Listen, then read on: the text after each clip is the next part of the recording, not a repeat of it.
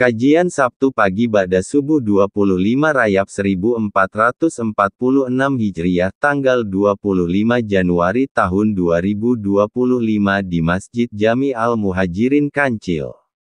Kajian, Tazkiyatun Nafs, Kitab Al-Hikam Syekh Ibnu Atabaillah As-Sakandari oleh Ustadz Taufikur Rahman, LC. Bismillahirrahmanirrahim. Assalamualaikum warahmatullahi wabarakatuh. Waalaikumsalam. Alhamdulillah wassalatu wassalamu ala Rasulillah Sayyidina Maulana Muhammad ibn Abdullah wa ala alihi wa sahbihi wa man tabi'a hudahu wa walah wa la hawla wa la quwwata illa billahil aliyyil azim. Amma ba'd. Bapak-bapak hadirin, ibu-ibu hadirat, jamaah sidang apa ini? Sidang sholat subuh yang dimuliakan Allah Subhanahu wa taala. Pertama-tama marilah kita panjatkan puji syukur kehadirat Allah Subhanahu wa taala. Salawat bersanjung salam semoga tercurahkan kepada Nabi kita Muhammad sallallahu alaihi wa alihi wa sahbihi wa sallama. Bismillahirrahmanirrahim.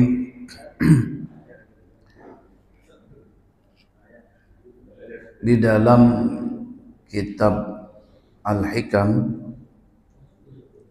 pada pasal 8 berapa? Oh, udah ada ya? 87. Perlu ada mukri apa enggak? Oh gitu. Saya mukrikan sendiri saja. Kepada yang berwajib, yang bertanggung jawab silakan membacakan. Baik, ya, gitu. Apa tuh? Oh, di atasnya gini. Boleh.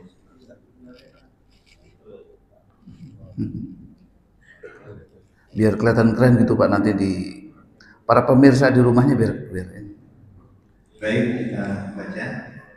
Man 'arifu man idza syara wajada al-haqq aqraba ilaihi min isyaratihi walil 'arafu man la isyarata lahu li fana'ihi fi wujudihi wa intiwa'ihi fi syuhudihi. Tidak disebut orang arif itu orang yang bila ia memberi isyarat sesuatu yang merasa bahwa Allah lebih dekat dari isyaratnya. Tetapi orang arif itu ialah yang merasa tidak mempunyai isyarat karena merasa lenyap diri dalam wujud Allah dan diliputi oleh pandangan atau syuhud kepada Allah. Kelihatannya agak berat, diulangi lagi nih.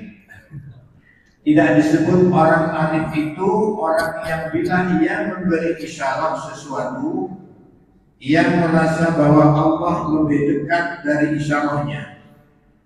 Tetapi orang arif itu ialah yang merasa tidak mempunyai isyarat karena merasa lenyap diri dalam wujud Allah dan diliputi oleh pandangan atau syuhud kepada Allah. Cukup Ustaz. Terima kasih. Ya. Terima kasih kepada Mukri'una wa Syekhuna. Dan ini Syekh beneran. Kalau di Cikarang ada Syekh yang bohongan namanya Syekh Deh. Syekh Deh gitu ya. Ya. Mal-arif, kata Syekh Ahmad bin Athaillah, bukanlah orang yang dikategorikan arif billah. Al-arif billah orang yang kenal Allah karena namanya ma'rifatullah. Kita simpulkan dulu ya. Disimpulkan dulu.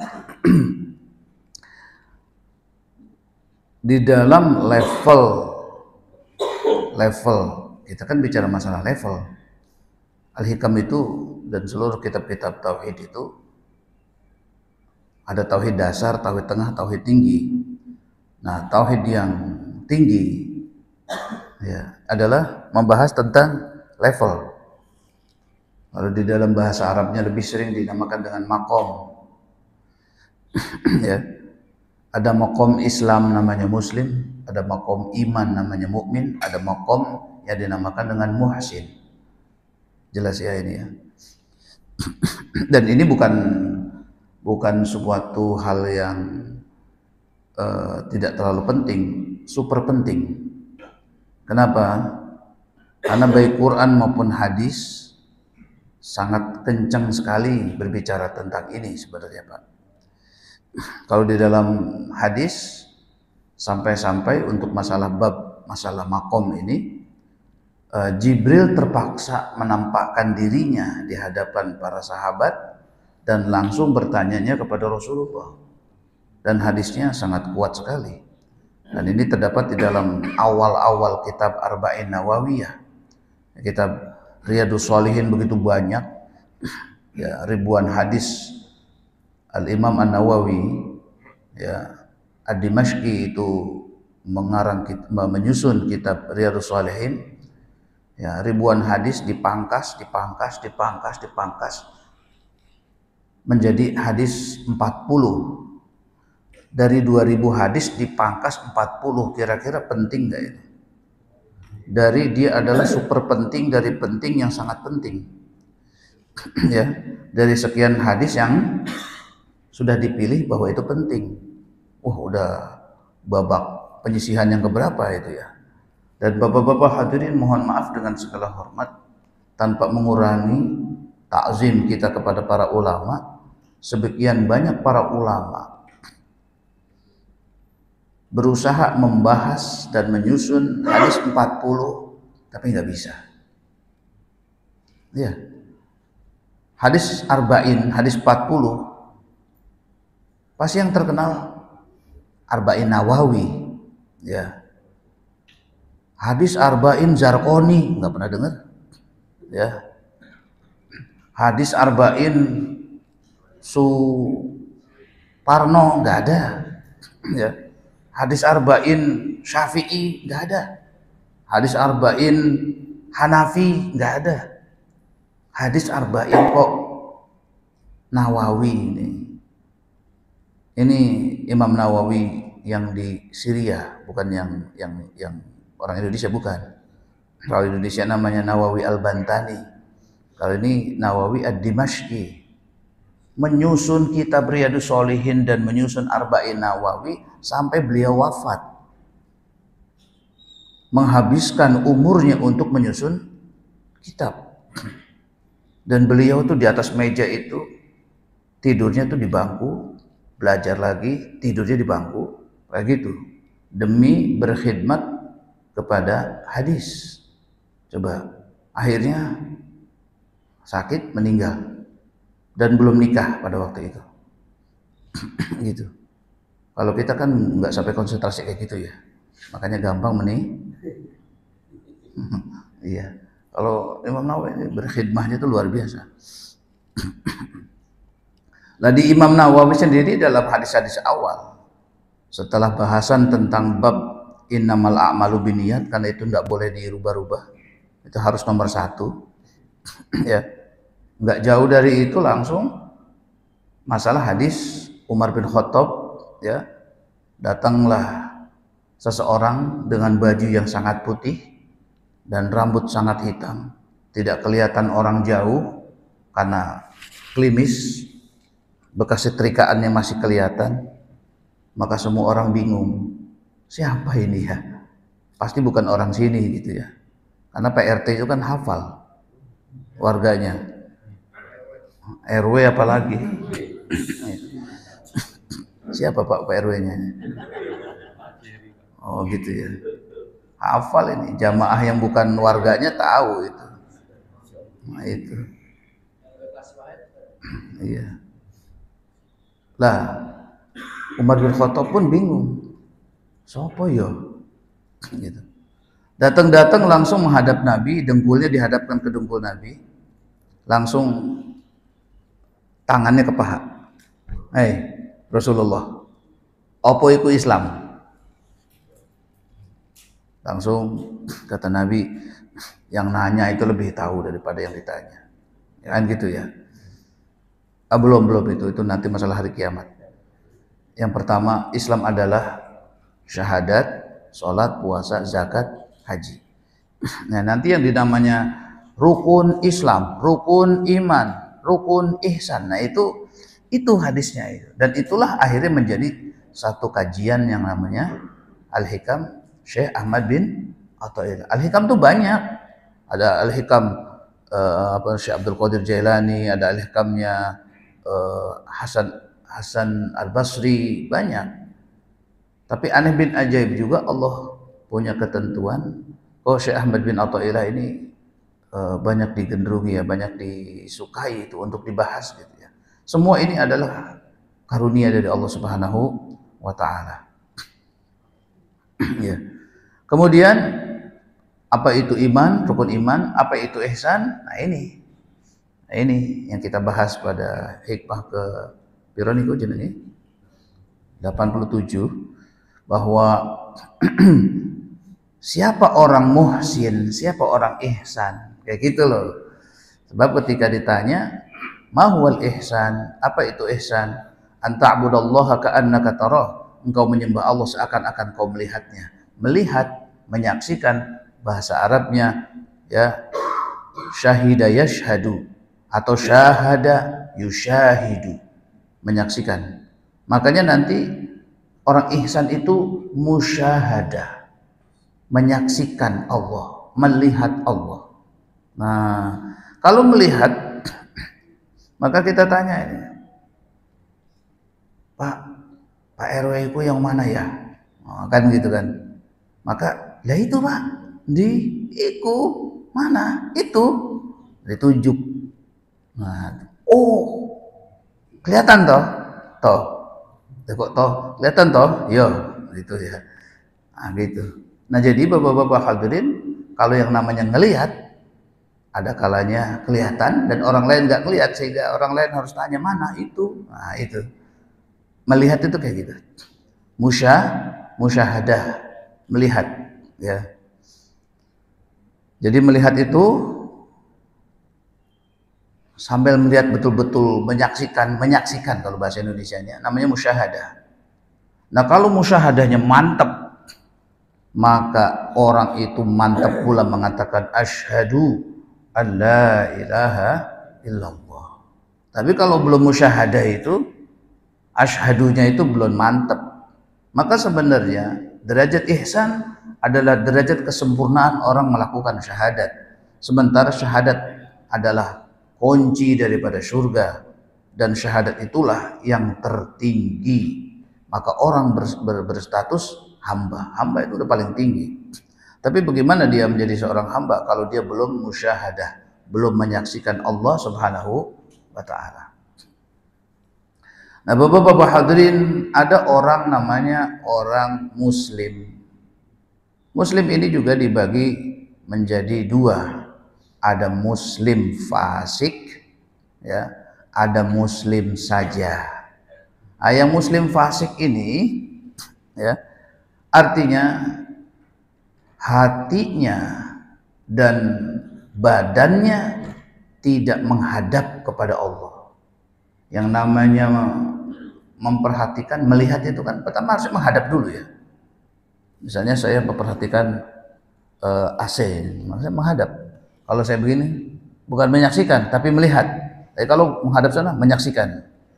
Menyaksikan sepak bola, jarang orang layarnya di sini itu menghadap sana gitu, bukan menyaksikan. Jadi kalau menyaksikan langsung menghadap, menyaksikan. Maka untuk bicara masalah Islam, iman, ihsan juga hal yang pertama membedakannya adalah iqbal. Iqbal itu menghadap. Ya, apalagi menghadap dengan sungguh-sungguh. Bahasa Arabnya tawajjuh. Inni wajjahtu wajhiya. Ya, saya hadapkan hatiku, pandanganku, darahku, dagingku, pikiranku, badanku kepada Sang Pencipta langit dan bumi. Lurus kepada Allah, tidak belok-belok dan tidak menyekutukannya. Hidupku, matiku hanya karena Allah Ta'ala.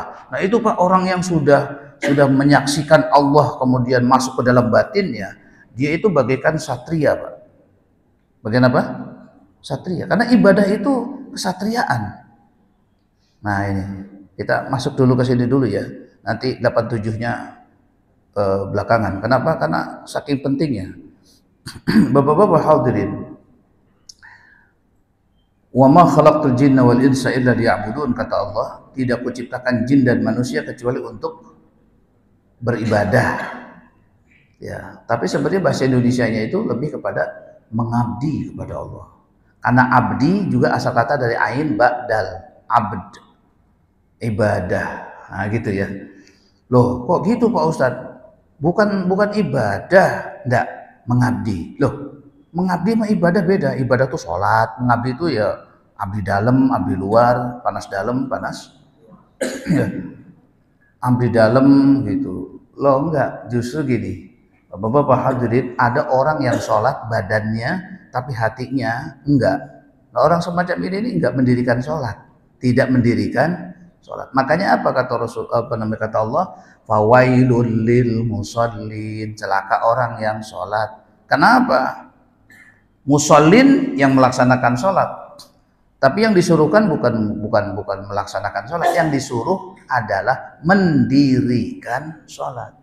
Ya, alladzina yu'minuna bil ghaibi wa yuqimuna shalah, mendirikan itu apa? Hatinya ikut, badannya ikut. Maka ada orang ibadah badannya tok, hatinya ora, maka menjadi fawailul lil musallin. Maka itu hadismu baca Imam Bukhari, Imam Muslim, hadis apa wae, yang pertama mesti innamal a'malu binniyat. Amal itu tergantung daripada niat. Maka kalau niatnya pol, bagus, badannya kok manut, nurut pada perintah Allah Subhanahu wa taala, maka orang itu ibadah. Lah, Bapak-bapak hadirin, kita ibadah itu berarti dua sisi. Sisi niat, sisi batin, dan sisi zahir. Betul ya? Setuju, Pak? Argo saya bagaimana? Yang bersandar kepada tembok sebelah kirinya. Nah, ini ya. Jadi ibadah itu zahir batin ya. Setuju Pak ya? Enggak, takutnya kayaknya enggak juga sih Pak Ustadz. Kadang-kadang saya tuh enggak niat sembahyang aja. Oh iya. Nah, jadi Bapak-bapak hadirin, rubba shaim laisa lahu min siyami illa al-ju' wal 'atash. Banyak orang yang puasa enggak dapat apa-apa kecuali lapar dan haus. Ini menunjukkan bahwa hatinya enggak ikut. Puasa Ramadan nggak bisa niatnya pagi-pagi, harus malamnya niatnya. Itu menunjukkan niat itu bukan main-main. Nah, gitu ya. Lah Pak, ada orang yang niatnya muantep, badannya muantep, itu kalau dicek di dalam kerajaan namanya satria. Seorang satria yang menjaga rajanya, seorang prajurit yang setia dengan rajanya.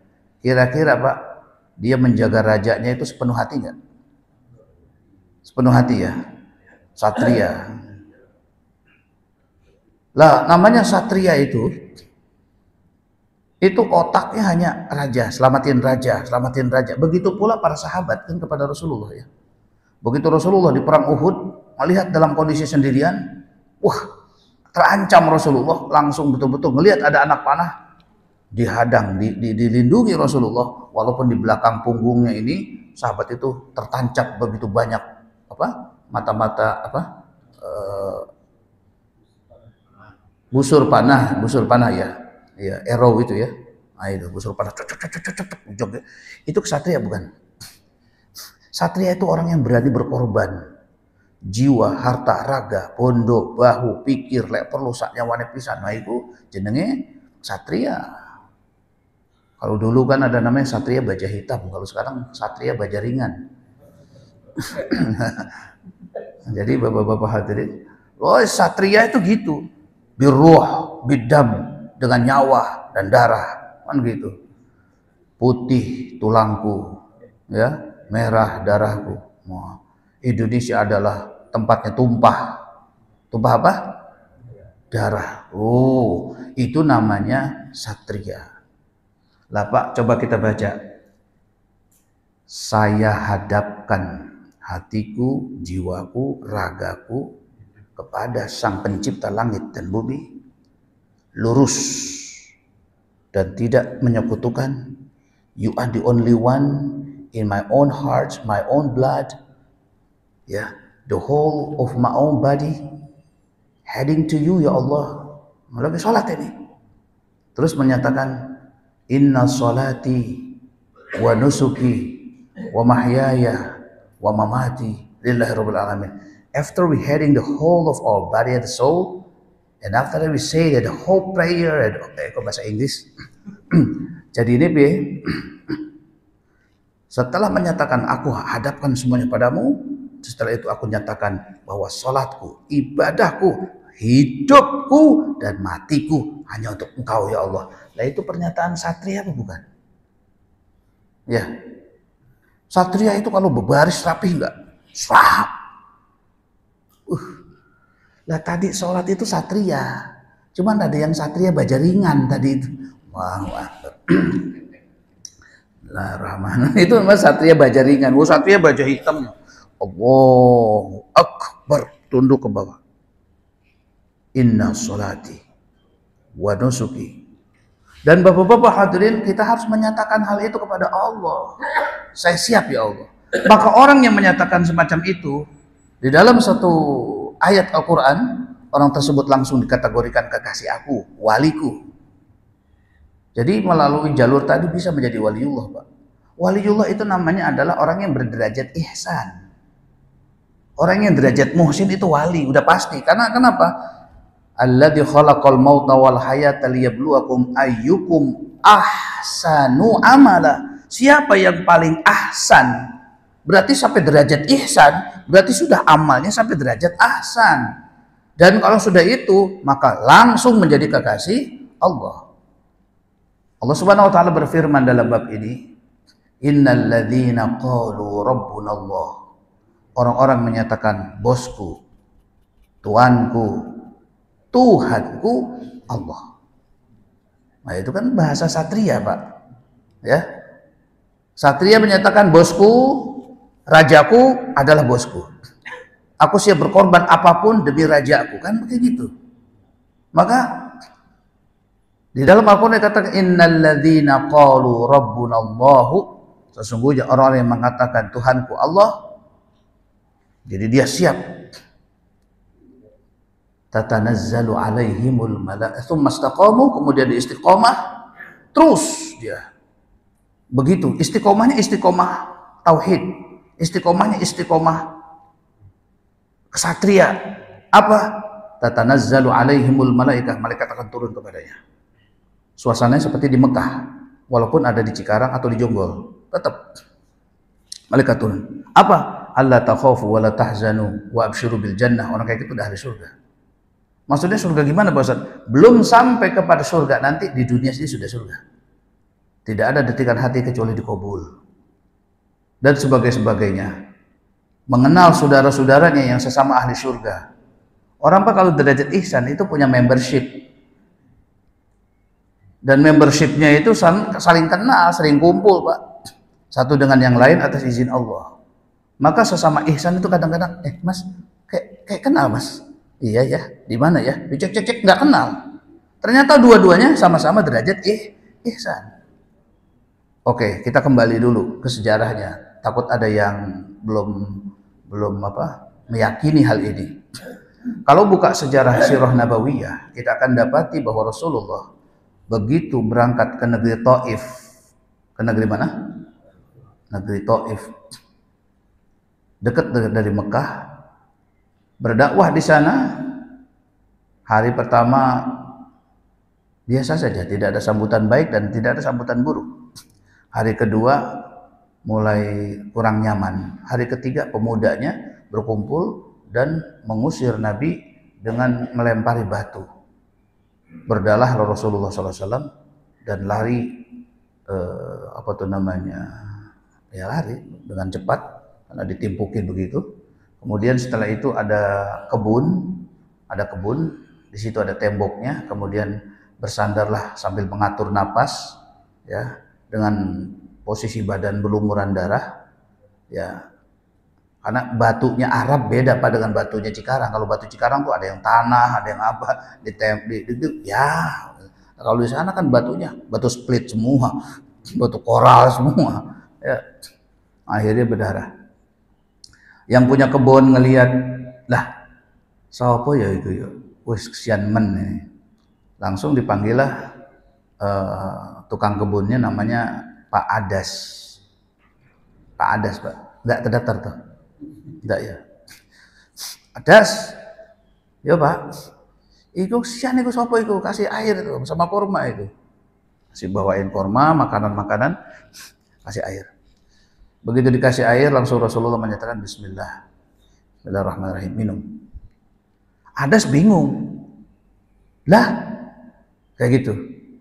Kenapa? Kok cara minum membaca semacam itu kayak di kampung saya? Di kampung saya tuh kalau minum bacanya gitu, baca basmalah, Bismillahirrahmanirrahim gitu, persis sama sampean. Loh sampean tuh dari mana aslinya? Dijawab lagi, loh sampean aslinya mana? Saya itu asli kampung Yunus bin Matta. Nah gitu. Oh, Yunus, ya, itu saudara saya. Nah, kancil berapa? Wah itu. Yunus bin Matta. Oh, kampung saya itu. Apa namanya? Saudara saya. Kenapa saudara dari mana? Itu kata Adas di Sirah Nabawiyah, silakan. Kata Rasulullah, dia nabi, saya nabi. Tuh Pak, sesama nabi saling kenal. Padahal belum pernah ceritanya ketemu. Isra Mi'raj pun belum. Pada waktu itu belum Isra Mi'raj. Karena kenapa? Karena sesama ihsan itu saling kenal, Pak. Udah ada membershipnya dan sebagainya. Karena kenapa? Kekasih Allah beda. Kekasih Allah, maaf, nggak ada istilahnya pakai kitab nanti di buku, ada timbangan, nggak ada. Kekasih Allah itu langsung VIP, masuk surganya langsung, Pak. Nah gitu. Oleh karena itu maka derajat ihsan ini bukan derajat main-main. Derajat ihsan ini harus kita pelajari sedemikian rupa. Mudah-mudahan kita wafat dalam kondisi derajatnya muhsin.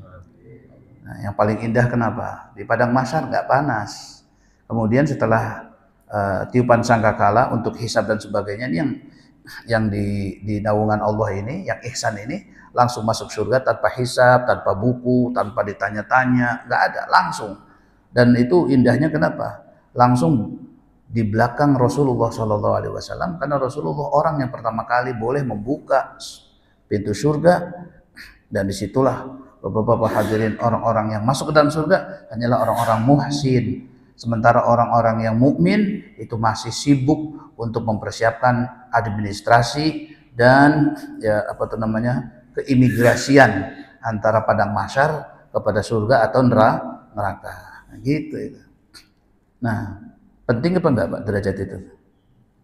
Simple, anta'budallaha ka'annaka tarah, engkau beribadah kepada Allah atau menjadi seorang muslim seakan-akan melihat Allah. Nah, melihat itu bagaimana? Akhirnya melihat itu ada 3 macam.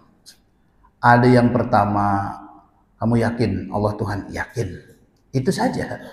Tapi belum ada kalimat melihatnya. Akhirnya dia sholat, dia puasa, dia ikut syariat, ya. Maka orang semacam ini berderajat muslim saja, badannya iqbal berhadap kepada Allah, tapi hatinya masih banyak urusan dunia, hatinya masih menghadap kepada dunia. Apa namanya, makom atau levelnya orang semacam ini adalah level muslim. Sholat, pikirannya masih ngayap kemana-mana. Yang ngayapnya itu ngayap dunia apa akhirat? Allahu Akbar, astagfirullahaladzim, iya lupa surga itu adanya di akhirat. Nggak ada orang mikir begitu. Allahu Akbar, yang keingetan kunci, janji, hari ini jam 7 mau kemana, itu keingetan, urusan dunia. Nah itu derajatnya muslim. Maka bapak-bapak hadirin, pada ayat ke-14 surat apa itu Pak? Al-Hujurat. Allah Subhanahu wa taala memperlihatkan bahwa ada beberapa orang dari Arab Badui datang ke Rasulullah, berjumpa Rasulullah, langsung mengatakan, "Ya Rasulullah, kami mukmin, kami berderajat mukmin, makom mukmin." Rasulullah diam aja. Langsung Allah turunkan ayat, Qul lam tu'minu, katakan wahai Nabi Muhammad kepada mereka umatmu yang ada di hadapanmu, kalian belum berderajat mukmin, tapi kalian baru berderajat muslim. Tuh. Nanti dijelaskan. Walamma yadkhulul imanu fi qulubikum, karena iman belum merasuk dalam hatimu, walaupun kadang-kadang kamu dalam salat sampai bisa menangis, itu baru namanya menyentuh hati, belum merasuk ke dalam hati. Tadi filmnya menyentuh hati sehingga aku menyucurkan air mata. Jadi orang yang menyucurkan air mata itu belum tentu masuk hati, tapi menyentuh hati. Kalau masuk hati itu kesel, iri, dengki, 7 turunan. Nah itu masuk hati itu. Nah, lalu di dalam ayat ke-15-nya dijelaskan orang yang berderajat mukmin, belum muhsin, belum mukmin, belum muhsin, belum. Innamal mu'minuna alladzina amanu billahi wa rasulih. Orang yang berderajat mukmin itu yang beriman kepada Allah dan Rasulnya. Tsumma lam yartabu, sedikit pun tidak ada keraguan. Bapak-bapak hadirin, orang yang masih iri, dengki, orang yang masih tamak, rakus terhadap dunia, sebab musababnya adalah ragu terhadap takdir Allah. Betul tidak? Ayah, tetangga kita beli sepeda motor, minimal kita beli sepeda kek. Tetangga kita beli 2 unit, beli sepeda sama motor. Ini bagaimana ayah? Ya nggak apa-apa, itu sudah takdirnya. Ayah ngomong takdir. Kalau ditakdirkan, pasti kita kan dapat. Kenapa aku jadi begini takdirku? Aku harus bekerja keras untuk berubah takdirku. Berarti ridho nggak dengan takdir? Orang-orang yang iri dengki, yang cinta dunia itu, yang tamak itu, sebetulnya gara-gara apa? Gara-gara ada keraguan dengan Allah. Kalau nggak ragu, ya nggak akan iri, nggak akan dengki. Tenang aja hatinya. Nah itu. Tsumma lam yartabu, tidak ada keraguan, maka orang semacam ini tidak pernah dengki, tidak pernah iri, dihina orang biasa aja. Mas kok dihina biasa aja? Ini udah takdirnya, hari ini saya dihina, tapi yang terpenting saya tidak terhina. Dan saya bukan orang hina. Adapun orang menghina saya, ya saya introspeksi. Kalau itu ada di dalam diri saya akan perbaiki. Kalau tidak ada di diri saya, ya sudah. Dan kalau ada yang menghina, kemudian emang ada di diri saya akan berikan hadiah kepada dia. Karena kenapa? Karena dia telah memperbaiki hidupku. Indah nggak Pak hidup kayak gitu? Orang mukmin begitu. Dan saking mantapnya Allah menyebutkan wajahadu bi amwalihim wa anfusihim fi sabilillah. Dia berani berjuang dengan jiwanya, dengan hartanya. Jadi mukmin udah ksatria bukan? Kalau kita bahas surat Hujurat ayat 15 tadi, mukmin itu udah kesatria belum? Hartanya, jiwanya fi sabilillah, di jalan Allah. Ulaika humus shadiqun, merekalah orang yang betul-betul imannya. Lah kalau belum kesatria baru cuma sholat yo, puasa yo, tahajud yo, sedekah ya ala kadarnya. Tromol lewat, buat dompet ada yang merah, ada yang biru, ada yang coklat. Yang keluar yang 2000. Kata yang merah, piye toh? Aku ragu nanti habis ini aku nggak punya duit. Nah itu ada keraguan. Harusnya 100.000. Terserah nanti ke depan bagaimana. Karena kenapa? Karena kalau 2000 itu nggak ada isi pengorbanan. Betul nggak? Mas, hari ini sampai sudah berkorban. Saya sudah berkorban dengan harta saya. Berapa? 2000. Berkorban 2000. Orang korban tuh sapi, kambing, 2000, semut kali. Ya, saya bukan Ustadz ada titipan dari DKM ya supaya tromol. Enggak ada. Bukannya asal Jumatan tromolnya jadi banyak itu, enggak ada titipan ya Pak ya. Enggak ada. Ya. Jadi Bapak-bapak hadirin, itu ayatnya. Jadi orang yang satria itu baru mukmin. Lah sopo sing jenenge muhsin? Siapa yang sampai derajat muhsin? Yang begitu aja baru mukmin itu. Artinya ketika ada orang mengaku muslim, mengaku mukmin padahal dia muslim, Sampai-sampai Allah turun tangan, apa namanya, surat Al-Hujurat itu turun Pak itu Pak. Jadi ini bukan permasalahan remeh sebenarnya. Al-Hikam ini bukan permasalahan remeh. Gitu. Sebab Pak, orang kalau bicara masalah merasa sudah baik itu kan repot. Sholat sudah, puasa sudah, nggak macem-macem, aku orang baik, kan gitu ya. Begitu dicek, oh mas, sampean baik tapi sampean muslim, belum sampai derajat mukmin. Lah hidup ini nanti hari kiamat itu Pak, yang derajat muhsin, surganya beda, surga tertinggi. Nanti di bawahnya surga mukmin. Mohon maaf, yang muslim nggak ready stock, tidak ready stock.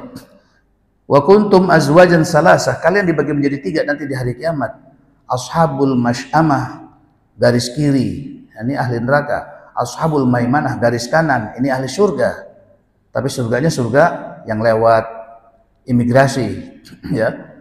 Wasabiquna sabiquna ulaikal muqarrabun, ini yang masuk surga tanpa hisab. Jadi orang yang masuk surga itu 2. Ya.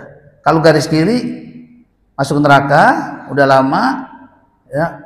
Baru dibangkitkan, baru dipesankan surga. Nah, adapun yang ready stock 2. Di dalam surat Ar-Rahman ayat 46 dinyatakannya, A'udzubillahi minasyaitonir rajim, wa liman khafa maqama rabbih jannatan. Ya. Pada ayat ke-46, bagi orang yang takut pada Allah, baginya 2 surga. Nanti pada ayat 62, wa min dunihi jannatan, ada 2. Dan di bawah daripada surga tadi ada lagi surga. Jadi surga yang ready stock itu 2. Kayak gitu. Kemudian di kitab Riyadhus Shalihin, bab akhir, bab surga, itu dinyatakan bahwa ada surga yang terakhir, tapi bentuknya inden. Berhayalah kamu pengen apa. Setelah berhayal, baru diciptakan. Jadi bapak-bapak hadirin, permasalahan ini permasalahan yang sangat penting. Kita aja hidup di dunia, nggak punya kedudukan, rasanya gimana gitu ya. Maka kita pikir nggak apa-apa di dunia nggak punya kedudukan. Jadi RT orai, RW orai, nggak apa-apa. Tapi nanti di surga derajatku harus tinggi. Kenapa? Khalidina fiha, kita selama-lamanya nanti di sana Pak. Nggak apa-apa di sini itu apa tuh namanya, kita ya kedudukannya gini-gini aja nggak apa-apa. Tapi di akhirat jangan main-main. Kita di akhirat kalau bisa yang tinggi. Karena kenapa? Selama-lamanya. Oke. Nah begitulah, jadi bahasa derajat aja. Nah sekarang bicara masalah musyahadah, bahasan melihat, menyaksikan Allah Subhanahu Wa Taala. Syekh Ahmad bin Athaillah menyatakan bahwa ada orang salik itu berjalan menuju, ya, lagi berjalan menuju, man salaka tariqan, siapa yang menempuh sebuah perjalanan, maka salik adalah orang yang sedang menempuh perjalanan, yang ngaji sungguh-sungguh, ibadah sungguh-sungguh agar hari ini jauh lebih baik daripada kemarin dan besok lebih baik lagi ibadahnya daripada hari ini. Itu orang yang berjalan sungguh-sungguh, mengkaji, mengaji, dan terus berusaha memaksakan lawan hawa nafsu, namanya salikun, orang yang berjalan menuju. Nah ketika kita berjalan menuju, kita rapihkan sholat kita rapihkan sedekah kita, tiba-tiba begitu kita sedekah, tak, Assalamualaikum mas, waalaikumsalam, apa? Tolong dilihat ya di rekening, aku sudah transfer. Loh transfer apa? Terima aja mas, rezeki. Kita baru sedekah 10.000, begitu kita buka, ada transferan 100.000 gratisan. Sedekah 100.000, tiba-tiba mas, mohon maaf, utang aku, kayaknya aku punya utang dah. Enggak, kamu nggak punya utang. Udah, aku udah transfer 10 juta. Seingat saya aku punya utang sama kamu. Udah transfer 10 juta. Pas 2 hari kemudian, mas, iya. Gimana sehat? Sehat. Saya mah punya unek-unek cuma pengen ngomong doang. Ternyata utang saya bukan sama sampean, utang saya sama tetangga saya. Tapi ya sudah terlanjur, ya monggo, itu rezeki antum itu. Langsung Masya Allah. Allah tuh dekat banget ya dengan kita. Ini bicara masalah dekat dan menyaksikan. Bagaimana akan menyaksikan kalau jauh kan nggak bisa menyaksikan. Allah dekat banget ya dengan kita. Punya duit berangkat ke Mekah. Sampai di Mekah ngeliat ada orang bawa jeruk. Ya Allah, enak banget ya kalau punya jeruk. Mas. Apa? Ini nih, tolong terima, ini jeruk ya. Astagfirullahaladzim. Baru detikan hati, sudah dikabul. Allah dekat banget ya. Ya Allah. Nah ini namanya dekat karena pengalaman. Saya yakin bapak-bapak punya hal ini. Sudah? Bisa dihadirkan pengalaman itu? Nah, ketika kita punya pengalaman bahwa Allah sangat dekat dengan kita, even doa ataupun suatu harapan atau keretakan hati, atau kita punya masalah, ya Allah masalah ini kok susah banget ya Allah, tapi saya yakin Engkau lah pasti akan mengeluarkan kami dari masalah ini. Tiba-tiba begitu mulai kepepet, kita serahkan kepada Allah, Allah berikan jalannya. Terasa nggak dekat? Terasa dekat ya? Akhirnya orang semacam ini ngomong sama temannya, kepada istrinya, "Ma, Allah dekat banget sama kita, Allah sayang banget sama kita, Ma. Aku tadi punya masalah, ternyata Allah bereskan. Sekarang kita punya utang, kemudian Allah bereskan. Masya Allah, Ma, Allah dekat banget." "Iya ya, luar biasa ya, Allah sayang banget sama kita, Allah dekat banget sama kita." Nah, itu pengalaman, itu bisa berbentuk isyarat. Allah tuh dekat, Allah tuh dekat, Allah tuh dekat, Allah tuh dekat. Ini agak dalam nih. Saya nggak tahu nih, hikmah 87 ini agak dalam. Karena kenapa? Karena bicara masalah ihsan. Ya, Allah tuh deket banget, Allah tuh sayang banget, Allah tuh ini banget. Kan gitu ya? Pernah nggak ngalamin itu? Nah, pengalaman-pengalaman itu bisa diceritakan. Sehingga bisa kita jadikan isyarat bahwa Allah dekat. Kalau kita tanya kepada orang itu, "Mas, sampean saya dengar dapat miracle." Bukan miracle saja. Sampai aku dapat mie ayam. Mie ayam. Miracle, mie ayam. Dapat semuanya. Ya, aku tuh lagi bingung, ternyata ada aja jalannya. Nah, orang-orang yang sedang menceritakan pengalaman betapa dekatnya Allah, kemudian kita tanya kepada orang yang lagi berpengalaman, "Mas, Allah dekat, sedekat apa Mas yang sampean rasakan?" Coba saya tanya saja langsung kepada RW ya. Ya. Ya. Ini lagi cerita, tanya aja. Ketika tadi kan udah hadir ya, pengalaman begitu cepat Allah dan sangat sayang. Karena dekat itu bukan dekat jarak ya, karena makhluk itu ciptaan. Nggak bisa dekat itu berarti physically, bukan. Dekat itu berarti pengetahuannya, diijabahnya, mengetahui masalah kita dan sebagainya. Itu dekat semacam itu ya. Nah, kebayang ya? Kebayang Pak ya? Oke, kebayang. Nah, ketika Bapak kebayang betapa dekat Allah dengan Bapak pada waktu itu, kemudian saya nanya, "Pak, how close? Sedekat apa Allah itu kepada Bapak?" Silahkan diceritakan. Ini saya ke Bapak, tapi pertanyaan ini sebenarnya kepada semuanya. The question is, how close that Allah to you? Ketika kita lagi dapat miracle, dapat bantuan Allah, terasa nggak Allah dekat? Nah, sedekat apa yang Anda rasakan? Karena bicaranya masalah rasa, ihsan itu rasa. Sedekat apa yang Anda rasakan Allah itu kepada kita? Monggo.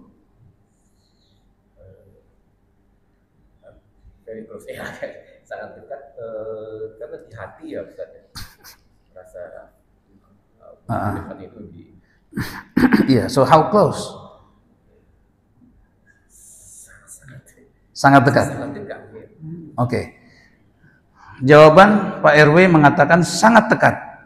Setuju semua? Allah itu sangat dekat? Setuju ya? Setuju apa 9?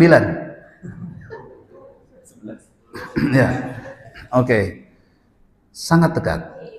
Bahkan ada kalimat Allah itu lebih dekat dari urat nadi. Setuju ya? Bisa dirasakan? That close? Sedekat itu? Nah, Bapak-bapak hadirin yang dimuliakan Allah Subhanahu wa taala. Sometimes we try to cry, comes out the tears from our eyes. Waduh, susah itu ya. Angel ya. Kadang-kadang kita itu menangis terharu. Begitu sayangnya Allah kepada kita, sampai keluarlah yang namanya air mata, sampai Allah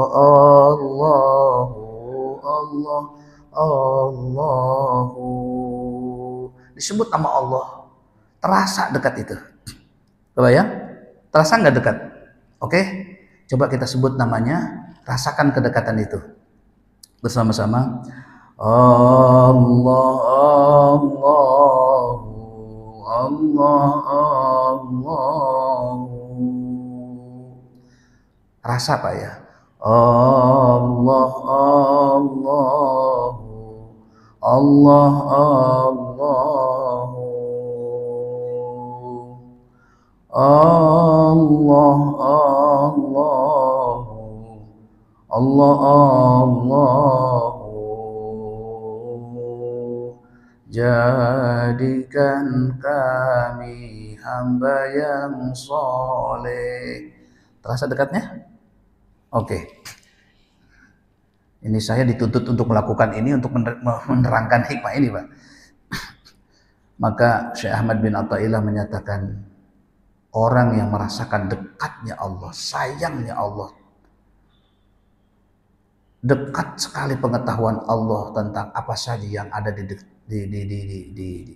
detakan suara hati kita, maka Syekh Ahmad bin Athaillah menyatakan itu baru awalnya orang ihsan, bukanlah orang muhsin. Itu maunya. Nih, ya, kita baca lagi. Mal arifu, bukanlah orang arif. Man idza asyara, ya, apabila dia memberi isyarat atau memberikan cerita pengalaman, ya, wajadal haq aqrab ilaihi, dia mendapatkan bahwa Allah itu lebih dekat daripada dirinya, sangat-sangat dekat. Itu bukan orang arif. Berarti orang arif bagaimana? Gitu ya. Jadi bapak-bapak hadirin, kalau kita bermuhasabah, kalau kita dalam tahajud kita merasakan kasih sayang Allah, sampai merasakan Allah tuh sayang banget. Lagi disebut namanya kita bisa menyucurkan air mata, ya, sampai apa tuh namanya, menyebut Rahman, menyebut Rahim, kita terasa sayangnya Allah itu ya.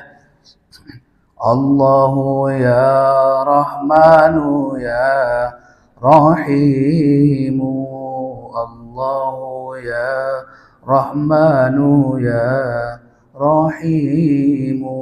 Terus Allahu ya Rahman, Allah yang Maha Rahman, ya Allah yang Maha Rahim, ya Allah yang Maha Sayang. Rahimu, Allahu ya Rahmanu ya Rahimu. Terasa dekat sekali sampai nyucur air mata. Itu belum orang arif. Kata Syekh Ahmad bin Athaillah, belum sempurna derajat ihsannya. Pak, kira-kira kita derajatnya apa, Pak? Lah, ya kita ini makomnya apa ini? Yang penting bukan makom Ibrahim, itu aja sudahlah. Gitu ya. Derajat keimanan kita, peduli kita kepada sesama, ukhuwah Islamiyah kita bagaimana, pengorbanan kita bagaimana, kesatriaan kita bagaimana, masih jauh, perbaiki.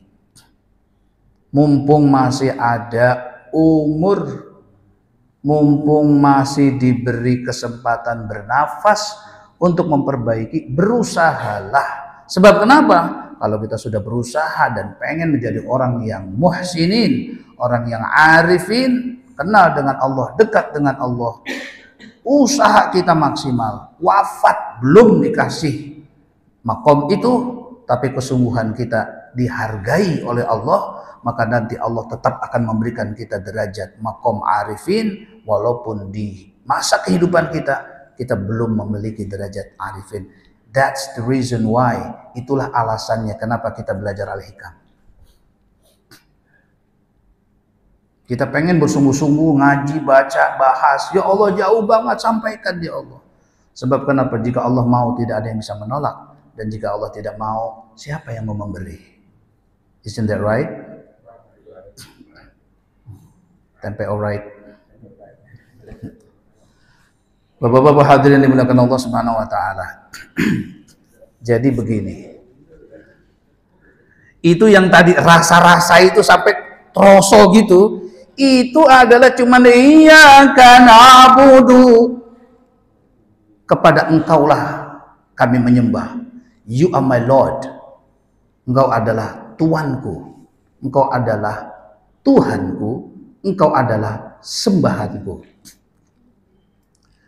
Tapi tangisan kita, penyaksian kita, musyahadahnya kita belum musyahadah yang ihsan.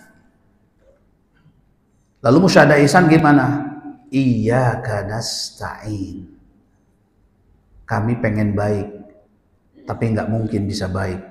Kami pengen tahajud, tapi tidak mungkin kami bisa tahajud tanpa inayah bantuan darimu ya Allah. Betul tidak? Naik tuh derajatnya kepada derajat arif pertengahan. Belum tinggi, Pak. Lah, yang kita rasakan tadi itu sampai terharu itu namanya arif muqaddimah, arif kelas 1, ya. Masih Arif Santoso lah. Nah, ini arif pertengahan adalah orang yang melihat. Begini, Pak, coba kita perhatikan. Manusia dan seluruh makhluk itu punya dua nikmat yang gak bisa lari dari nikmat ini. Pertama, nikmat diciptakan. Pernah nggak kita diciptakan? Hah? Angkat tangan yang belum pernah diciptakan? Nggak mungkin. Nggak bisa lari kita. Saya kayaknya belum diciptakan. Dan itu kok bisa ada mulut, ada ngomong, ada apa ya? Pasti diciptakan. Yang kedua, nikmatul imdad. Nikmat bantuan. Masih ditopang oleh Allah sehingga jantung masih berdebar. Masih ditopang oleh Allah sehingga darah masih mengalir. Masih ditopang oleh Allah sehingga nyawa masih ada. Masih ditopang oleh Allah secara ekonomi, finansial. Nah, ini udah, ya, sehingga kita masih bisa makan, sehingga kita masih bisa menghirup udara, sehingga masih bisa, namanya nikmatul imdad. Sekali saja 2 detik, 10 detik Allah nggak ngasih semuanya itu, habis nggak kita, Pak? Derita, wih, nggak napas, nyawa nggak ada, mata nggak bisa ngelihat, badan pun hancur tanpa bantuan Allah. Seluruh makhluk, pohon, apapun yang kita lihat dan apa yang sampai diri kita sendiri, sampai jantung kita, sampai iman kita, semuanya kebergantungan kepada Allah. Betul tidak? Ini yang pertengahan, Pak. Yang pertengahan dia tidak pernah melihat makhluk kecuali makhluk itu adalah bergantung dengan Allah dan tidak mengingat Allah kecuali Allah adalah tempat bergantungnya para makhluk. Wah, sehingga kalau ditanya how close that Allah, dia tidak bisa berkata-kata. Sedekat apa? Nggak ngomong dia. Kenapa? Apa yang dirasakan dari pengalaman-pengalaman yang tadi saya ceritakan, itu adalah orang yang jauh dari Allah sebenarnya, kemudian dirasakan kepada dirinya bahwa Allah itu dekat. Tapi pada hakikatnya orang itu sebenarnya orang yang jauh dari Allah, bukan orang dekat. Orang dekat nggak bisa berkata apa-apa. Kadang kenapa? Karena kita tidak bisa sedikit pun mulut bicara, mata melihat, tidak punya daya apapun kecuali memang bantuan Allah. So the question, when the question comes up, ketika pertanyaan itu muncul, how close did Allah? So the person, orang tadi, say nothing, nggak bisa ngomong apa-apa. Nangis pun nggak bisa. Karena kenapa? Karena Allah itu segalanya, kayak gitu. Kalau segalanya itu nggak bisa berkata-kata, Pak. Nangis pun nggak bisa. Mau nangis itu juga dari Allah juga, semuanya dari Allah. Nah, itu pertengahan. Sampai-sampai orang itu dikatakan, ini nggak ada makhluk, semua itu ciptaan Allah, punya Allah. Siapa kita? Nggak ada. Siapa kita? Nggak ada. Nah, makom ini dinamakan dengan makom fana. Kalau dalam cinta, tenggelam dalam cinta, Pak. Kalau tadi yang pertama sampai nyucur air mata, itu baru merasakan manisnya cinta, baru pernah bercinta, kayak gitu, gimana sih?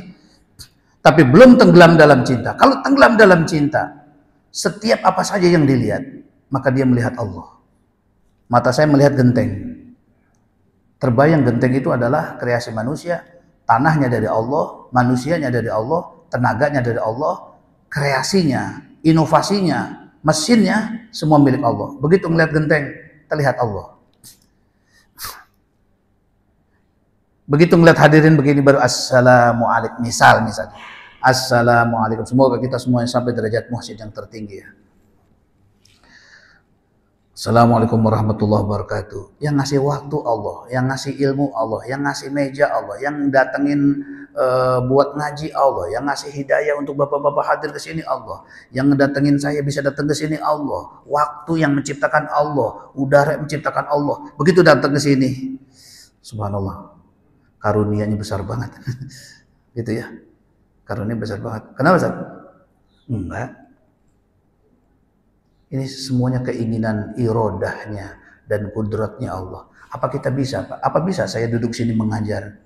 Enggak. Saya kuliah, dari mata pelajaran yang saya pelajari di kuliah, sedikit-sedikit aja yang disampaikan. Tapi yang saya sampaikan ini wallahu alam, semuanya Allah yang atur. Indah apa tidak? Orang kuliah di IPB, kerjanya listrik, enggak nyambung IPB, pertanian sama listrik, kagak nyambung. Kuliah di mana, kerja di mana, ya. Pengalaman di mana, ini di mana. Kadang-kadang suka itulah Allah Maha Kuasa itu.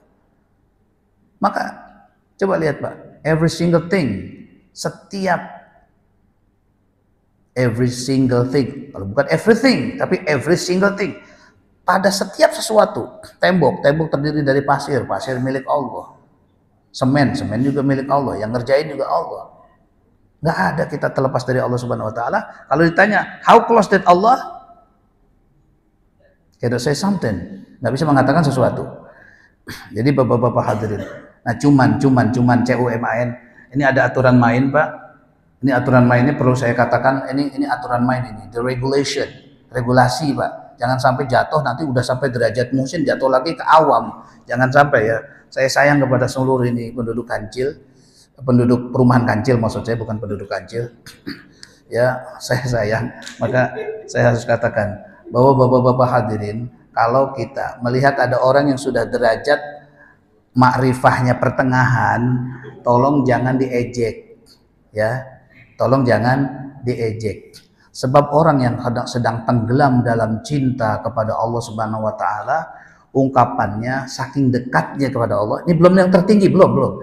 Saking dekatnya dengan Allah, kadang-kadang ucapannya tidak beradab.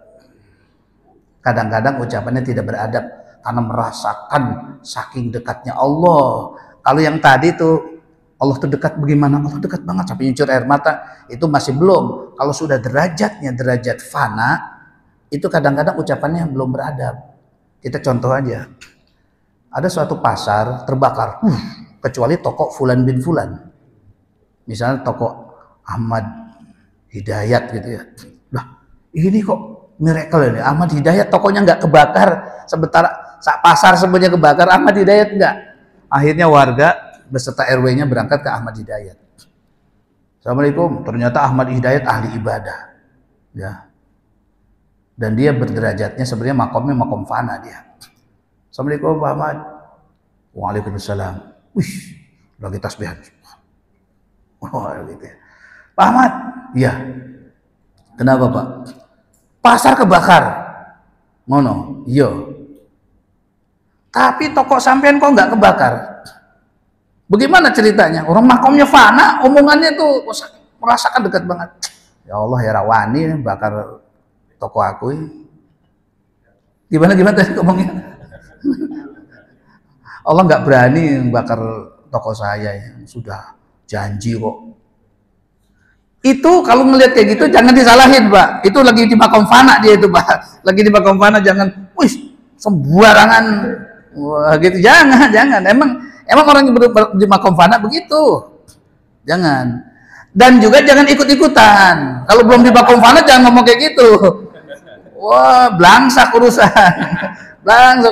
Wah, gacu. Ada orang berada di makom fana. Terus orang itu biasanya dapat ujian. Suatu hari kok nggak dapat ujian. lagi mantap begitu, ngomong gini, ya Allah, hidup matiku untuk engkau. Nggak percaya toh? Tes. Wih, ini kalau orang sudah makom fana itu gitu Pak. Ini makom nanggung, makom nanggung. Karena masih ada lagi satu lagi namanya makom bako. Ini makom fana itu kayak gitu. Di Lemah Abang, tahu Lemah Abang? Iya, Lemah Abang. Itu ada seorang syekh, namanya Syekh Siti Jenar. Syekh Siti Jenar itu julukannya Syekh Cilemah Abang. Wah, keren Pak ya. Ya, keren itu buat wudhu ya. Syekh Siti Jenar ketika sedang berada di makom fana ditanya, siapa kamu? Allah, gitu. Kenapa? Emang kita ada tanpa Allah? Gitu maksudnya, gitu. Saking fananya begitu Pak. Akhirnya dieksekusi oleh Wali Songo, ya kan? Saat. Tapi kan darahnya keluar, saat tertulis la ilaha illallah, kayak gitu ceritanya. Ya. Nah yang kayak gini ya itu jangan kemana-mana, ada di rumah aja dah, ada susah deh kayak gini. Nah gitu, itu makom fana. Nah tapi berada di makom fana, harusnya nanti ketika ngomong astagfirullah, begitu dia mulai sadar, astagfirullahaladzim, saya tadi ngomong yang nggak beradab kayak gitu. Tolong jangan ngomong sembarangan kayak gitu ya. Akhirnya orang yang tadi itu yang dites itu coba tes itu dikasih sakit Pak, nggak sembuh. Akhirnya didatengin anak kecil, nah doakan Pak D salah ngomong, sembuh kan gitu kan kemana-mana. Akhirnya belangsak sendiri gitu.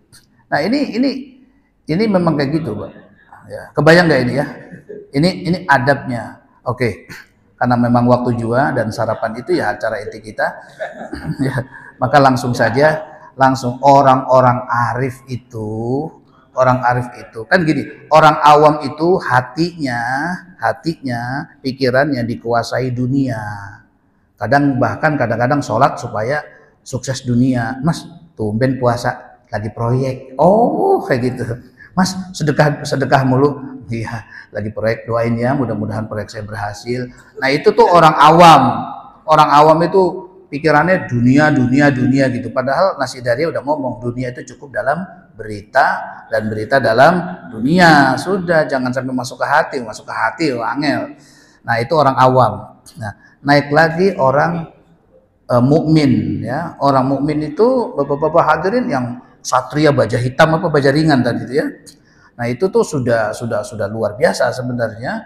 Nah dan merasakan betapa dekatnya Allah kepada kita, dan ujungnya daripada satria ini adalah makom fana. Naik lagi ke makom bako. Makom bako itu ibarat kata kalau kita ke puncak Bogor, makom fana itu puncak pas. Turun lagi ada namanya Cianjur. Sebelum Cianjur itu udah masuk Cianjur sih, tapi namanya Cibodas. Cibodas itu udah masuk Cianjur ya. Nama Kombako adanya di situ. Apa artinya? Tidak ada makhluk tanpa Allah. Karena adanya Allah, maka adanya makhluk.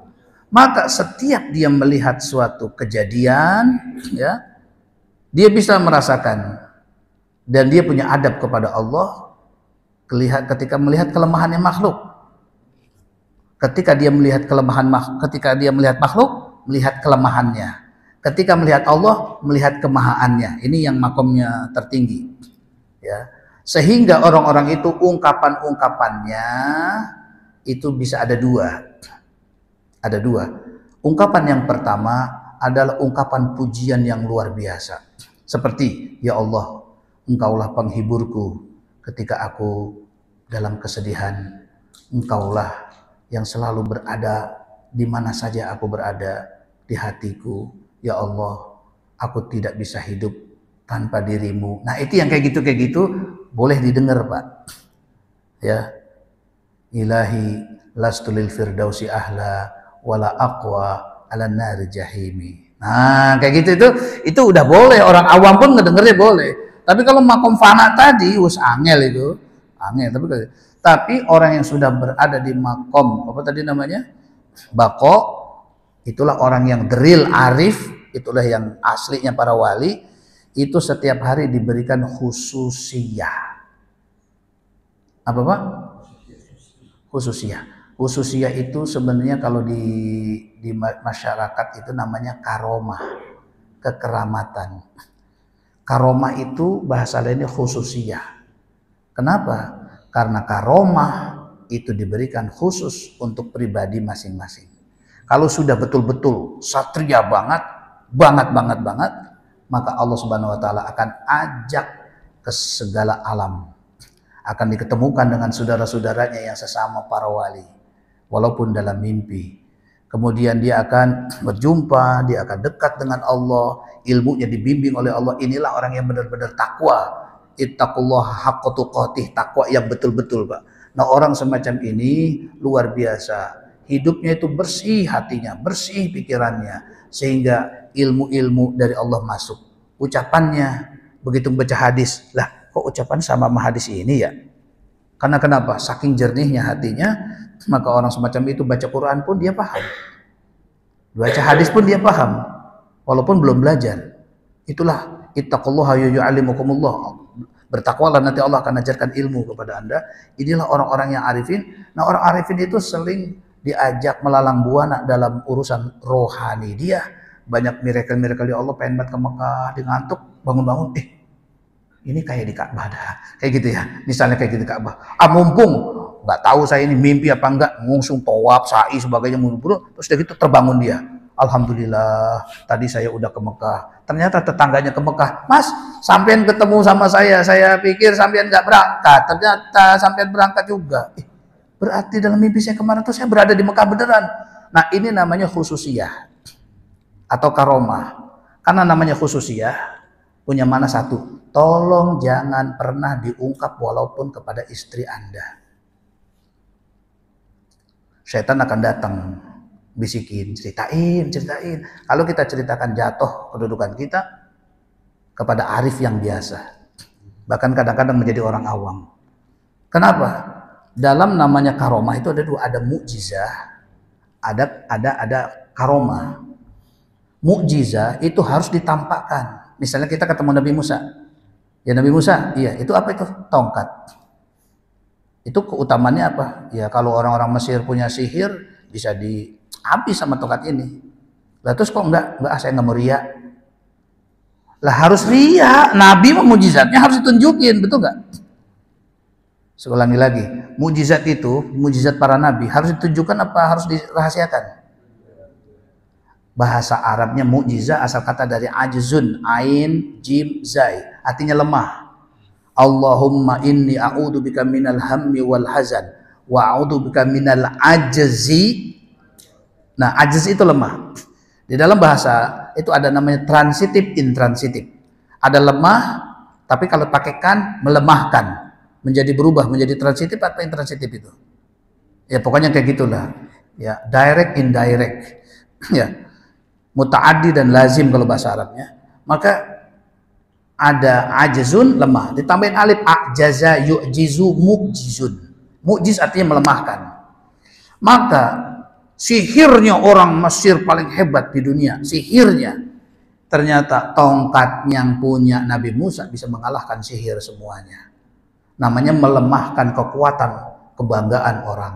Dilemahkan, selesai semua. Namanya mukjizah. Mukjizah wajib hukumnya ditampakkan. Karomah wajib hukumnya dirahasiakan. Nah, bapak-bapak hadirin, orang wali yang deril wali, mereka melihat karomah adalah bagaikan seorang wanita malu dengan haidnya. Dia nggak pernah mau menampakkan, gitu ya. Nah, oleh karena itu, bapak-bapak hadirin sekali lagi, kalau kita diberikan beberapa miracle oleh Allah Subhanahu wa taala, tolong jangan cerita, karena itu tertulis di bawahnya khususiyah, bahasa Arabnya khususiyah, bahasa Inggrisnya specialist for you, and don't tell anyone. Saya senang sekali dengan sistemnya BIN apa BIM, Badan Intelijensi BIN ya, BIN apa Pak? Ya, Badan Intelijensi Negara apa nasional? Kalau nasional tuh ujian ya. Ujian nasional bukan ujian negara, ujian nasional. Ini kadang-kadang namanya juga udah tua ya. Nasional apa negara ya gitu.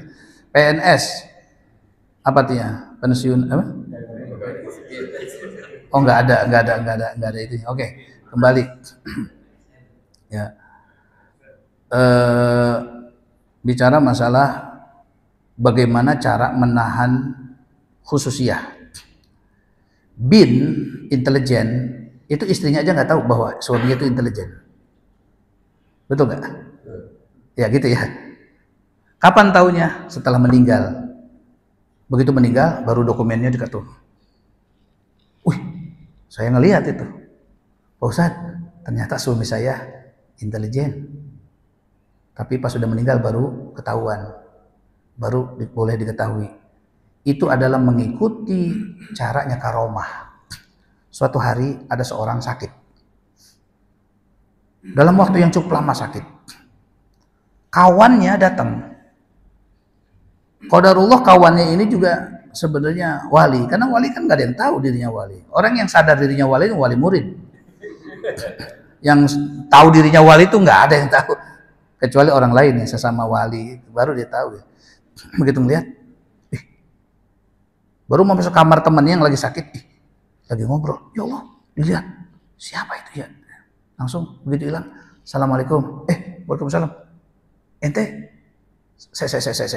Ente tadi ngelihat ya? Iya. Karena dia tahu temannya ini juga sangat jujur dan gak pernah bohong. Yang penting ente jangan pernah bongkar sama siapapun sebelum aku wafat.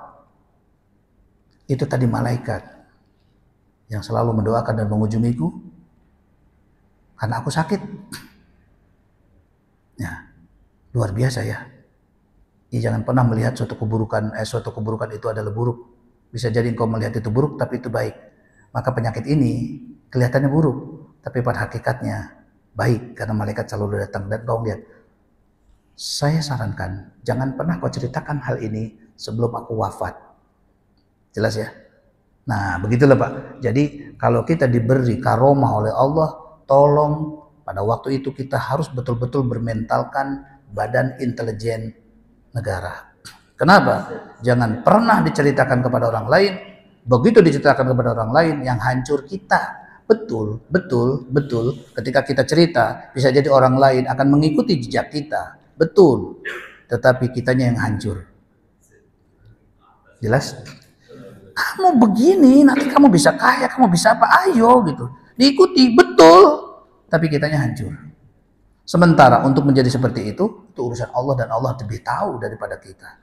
Jangan sok-sok ngatur dan sebagainya. Ya, maka cukuplah sebagian. Mudah-mudahan. Jadi orang-orang arif adalah orang yang tidak ada lagi isyarat, tidak ada lagi pengalaman. Karena kenapa? Karena ini sebuah hakikat yang tidak bisa diceritakan. Kalau pengalaman itu biasanya sesuatu yang baru, yang belum pernah, kemudian baru terjadi dan kembali lagi tidak terjadi lagi. Itu namanya pengalaman. Maka orang yang bisa mengisyaratkan kedekatan Allah, mereka adalah orang yang hakikatnya jauh dari Allah. Sesekali dia didekatkan oleh Allah, tetapi orang yang arif billah, orang yang merasa tiap hari memang Allah itu dekat. Udah ya? Saya sih pengennya lebih cepat dari ini, tetapi materi jualah yang membawa kita kepada waktu yang cukup lama. Mudah-mudahan yang terakhir, yang terpenting Bapak-bapak hadirin, mudah-mudahan Allah Subhanahu wa taala berikan, limpahkan kepada kita cahaya ihsan sehingga kita semua menjadi orang yang memiliki maqam muhsinin di hadapan Allah Subhanahu wa taala. Al-Fatihah. A'udzubillahi minasyaitonir rajim.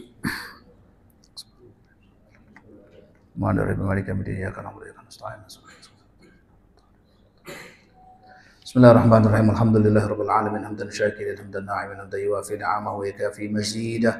Ya Allah ya Rabbana lakal hamdu wa lakal syukru wa lakal mulku kama yanbaghi li jalali wajhikal karim wa 'azimi sultanik. Allahumma shalli wa sallim wa barik ala sayyidina Muhammad wa ala alihi wa sahbihi ajmain. Allahumma ati ya Allah nafsana taqwaha wa zakkiha anta khairu man zakkaha anta waliyuha wa maulaha. Allahumma nawwir qulubana bi nuri hidayatika kama nawartal arda bi nuri syamsika wa qamarika abadan abada. Allahumma atmim lana nurana waghfir lana innaka ala kulli syai'in qadir. Allahumma ya Rabbana ya Allah ya Arhamar Rahimin, nawwir qulubana binuril Islam, nawwir qulubana binuril iman, nawwir qulubana binuril ihsan, innaka ala kulli syai'in qadir. Rabbana atina fid dunya hasanah wa fil akhirati hasanah wa qina adzaban nar. Wa sallallahu alaihi wasallam Muhammad wa ala alihi wasallam walhamdulillahi rabbil alamin. Kembali kepada